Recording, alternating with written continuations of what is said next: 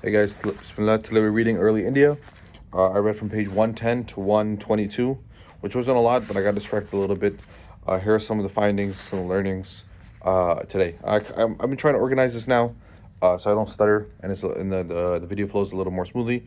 So there's organized into 4 topics. One is the Rigveda, then the cow, chiefs and kings, and the status of women. So the Rigveda was basically a collection of poems and hymns that was originally written in Indo-Aryan and I believe Sanskrit. And from the Rigveda, we can extrapolate a lot of information. We understand that these people were pastoral people, pastoralists. We can also understand that they had good geographical knowledge of the region. We also understand that they considered themselves Aryas, this thing called Aryas, meaning Indo-Aryan. You could say it's Indo-Aryan, as opposed to this other group, this enemy or opposing group called the Dasas. And the Dasas were basically Dasas basically means a person of a different color, but really that's not what it's referring to.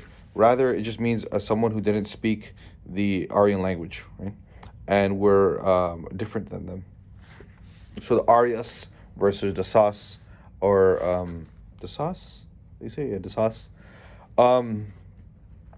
We also understand from this that there were clans and kingship mentioned, and then there was also a linguistic parallels between the Indo-Aryan language and the meaning there was parallels between the language and some of the vocabulary that was mentioned in the Rigveda, and what was mentioned in the Vedic corpus, and what was mentioned in the Avesta. And Avesta is basically the Zoroastrian religious text. I don't know, a religious corpus. Or the yeah, like there were some examples here that were given, like let me see if I could find it. I wrote it down. If it comes to me, it comes to me. Okay, cool. And then so from these like parallels between the Iranian language and the language and the wording used in the Avestas and that which is used in the Rigveda, we can kind of get some sense that there was some migration going on. We can also understand from the fact that, like, one example they gave was like the Rigveda didn't mention anything about tigers or rhinoceros, or very little, but despite the fact that we see engravings of tigers and rhinos in the Harappan civilization, which was pre-Rigveda. So there's some indication that there was some migration going on at the time. Oh, the word that I was talking about was Sarasvati and Saruya, right? Where in the Avestas, Sarasvati is, you say Harasvati, and Sarayu, and the Avestas you say Harayu, right? So it kind of shows how this in the Iranian literature and the Indian literature, their names were very, very similar, pointing to migration. We also talk about the origins of the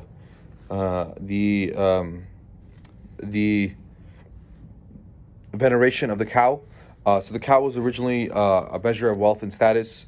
It was used as an exchange value of exchange, and then eventually, because of that led to it to be venerated over time, and then eventually given sacred status.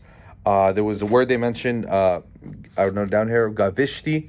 Gavishti literally means just to search for cows, but the way it was used is to mean fighting into battle, kind of showing the relationship between looking for cows and fighting battle. The idea being that battles were often fought over lost cows and cows grazing and whatnot, showing their value.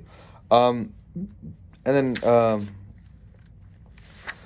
cool, yeah. So then over time, basically the cow veneration increased, and then eventually the Brahmins and the priests came and prohibited beef in killing the cow. And then it was in a subsection called chiefs and kings.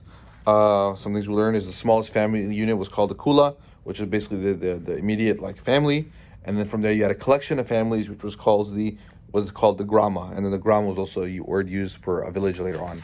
And they talk about the Raj.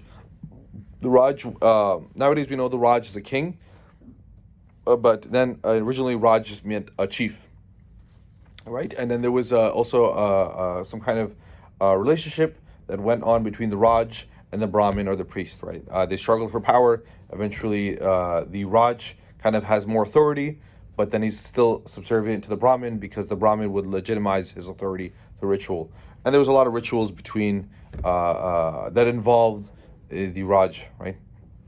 At first, the Raj was selected if you could. The Raj was the person who was the most like powerful, who could hunt the best, who could protect the clan the best.